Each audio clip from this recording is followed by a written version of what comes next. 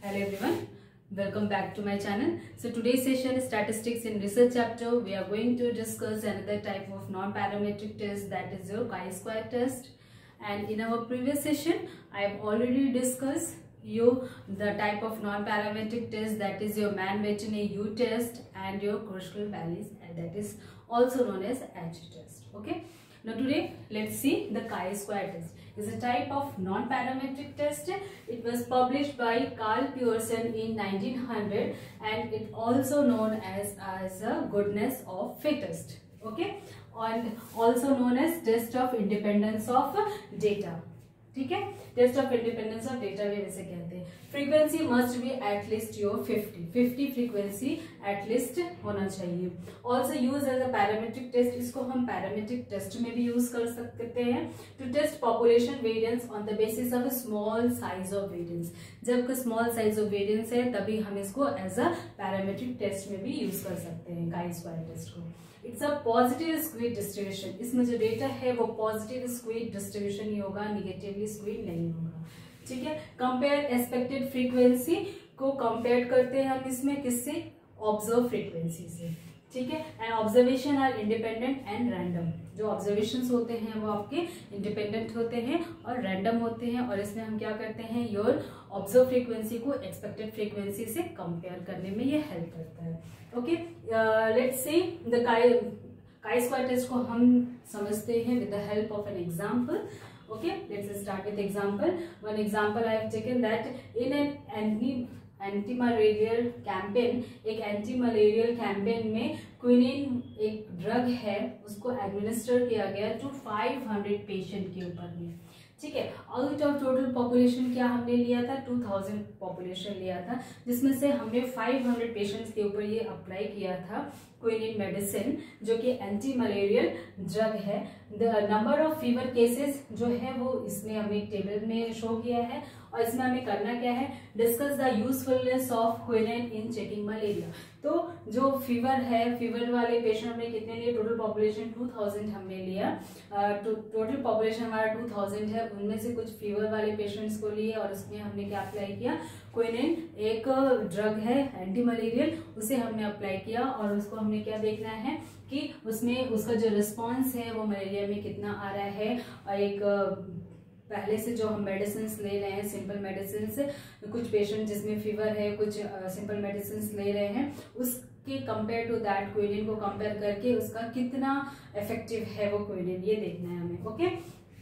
ना इसमें क्या है, जो हमने चार्ट लिया that is a treatment. Treatment में हमने क्या दिया, जो फीवर है 20 पेशेंट्स को फीवर है उसको हमने क्या दिया, क्विनिन दिया, और नॉट फीवर वाले को 480 नॉट फीवर था उसको भी हमने दिया. तो टोटल कितना 500. एंड नो क्विनिन, क्विनिन कितने पेशेंट्स को हमने इसमें से नहीं दिया, 100 को नहीं दिया, 1400 को नहीं दिया, टोटल 1500 को नहीं दिया.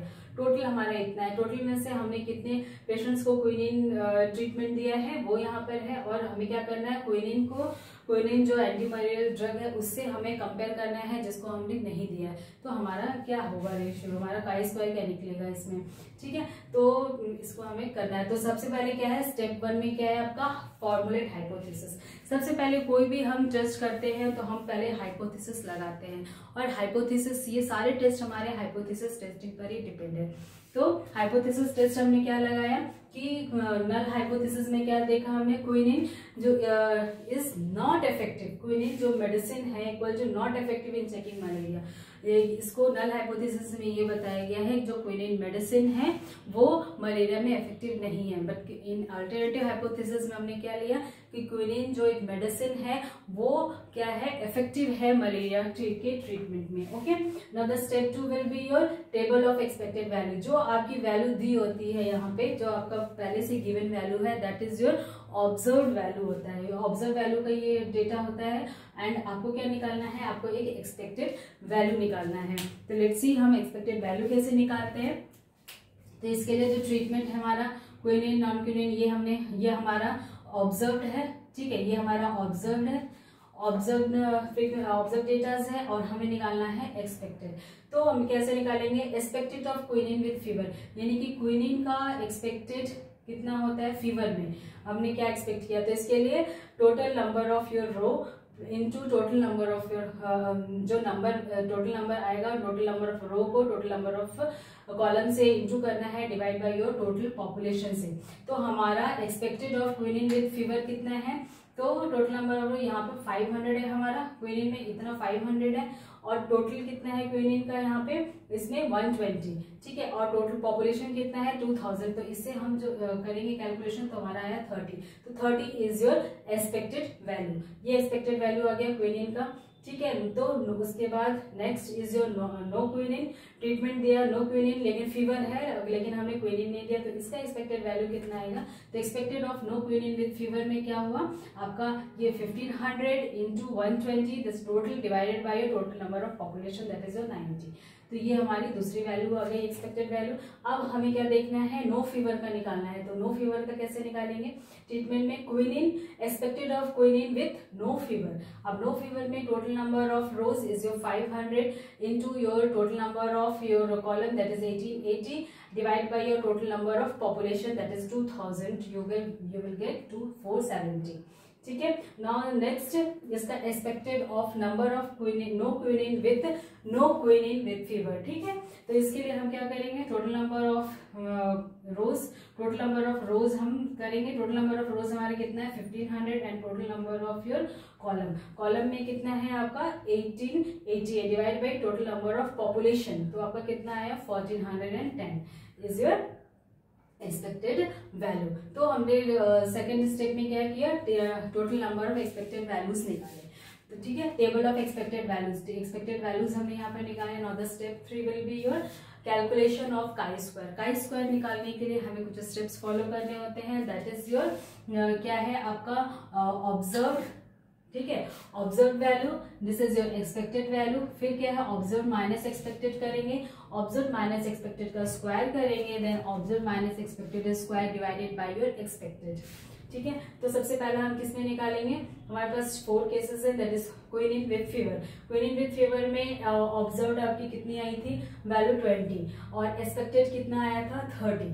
ठीक है। तो इसी तरह से हमें वैल्यू पुट करके माइनस करेंगे, देन इसको स्क्वायर एंड इसको वैल्यू पुट करके ये हमारा रिजल्ट है। इसी तरह से नो क्विनिन और फीवर का हमने कैसे निकाला, ऑब्जर्व्ड हमारा 100 है एंड एक्सपेक्टेड हमारा कितना आया 90 आया, एंड उसके बाद वैल्यूज पुट करके हमारा रिजल्ट ये है। इसी तरह से हम quinine with no fever and quinine with no fever ये भी निकालेंगे।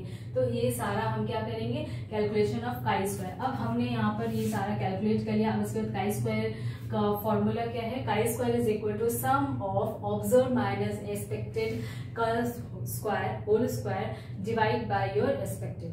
अब इसमें जितना भी हमारा यहाँ पर आया है वैल्यू, इसको हम सम अप करेंगे, सम अप करने पर जो आएगा that is your chi square, ठीक है। तो this is your chi square जो कि आपका कैलकुलेटेड है। Now next step is your step number 5, next step is your step number 4, ठीक है। स्टेप 4 में आपको क्या करना है, degree of freedom, you have to calculate degree of freedom. Degree of freedom में कैसे है, column -1 and row -1, there is a 2 column and 2 rows, ठीक है। 2 कॉलम है हमारे एंड 2 रोज है। तो हमने क्या करना है, column -1 that is 2 -1 and row को माइनस करना है 1 से, that is 2 -1 that you will get 1, ठीक है, 1 हो जाएगा। तो degree of freedom 1 at level of significance 0.05 में जो हमारा लेवल ऑफ सिग्निफिकेंस है हम काई स्क्वायर की टेबल में देखेंगे, जो कि है 3.84। ये हमारे टेबल की वैल्यूज है, ठीक है, टेबल की वैल्यू है और ये हमारा कैलकुलेटेड वैल्यू है। तो हम जब दोनों को कंपेयर कर रहे हैं तो क्या हो रहा है, हमारा chi square that is calculated value जो ज्यादा है टेबल के वैल्यू से, तो that means so we reject our null hypothesis, ठीक है। तो क्योंकि हमारे जो कैलकुलेटेड वैल्यू है that will be more than your tabulated value, that's why we are going to reject null hypothesis, means that quinine is effective in checking malaria, ठीक है। आपका नल हाइपोथेसिस को हमने रिजेक्ट कर दिया एंड अल्टरनेटिव हाइपोथेसिस को accept कर दिया, क्यों, क्विनिन जो है आपके इफेक्टिव है मलेरिया के ट्रीटमेंट में, ठीक है। तो ये हमारा टेस्ट हमने निकाला, that is your chi square. इसको इसी तरह से हम कैलकुलेट करते हैं और इसमें हम क्या देखते हैं, आपका ऑब्जर्व फ्रीक्वेंसी को कंपेयर करते हैं एक्सपेक्टेड फ्रीक्वेंसी से, और जो भी हमारा काई स्क्वायर का जो टेबुलेटेड आपका कैलकुलेटेड वैल्यू है उसे हम कंपेयर करते हैं किससे, आपके टैबुलेटेड वैल्यू से। अगर calculated value is more than your tabulated value, then it means that null hypothesis will be rejected and your alternative hypothesis will accept. ठीक है, तो this all for today. This is your chi-square test, also known as goodness of fit test, and your independence test of independence of data, and this is a type of your non-parametric test, but sometime you can use it as a parametric test when your test population variance on the basis of a small size of variance. ठीक है, तब हम इसे use करते हैं. So that's all for today. I hope you all like today session very much. So please do like, share and subscribe my channel. And I would also like to thanks my viewers, subscriber for watching my channel. So please keep watching and take very good care of yourself. We will again meet with you with a new topic. Okay, till then, take very good care of yourself. Thank you so much.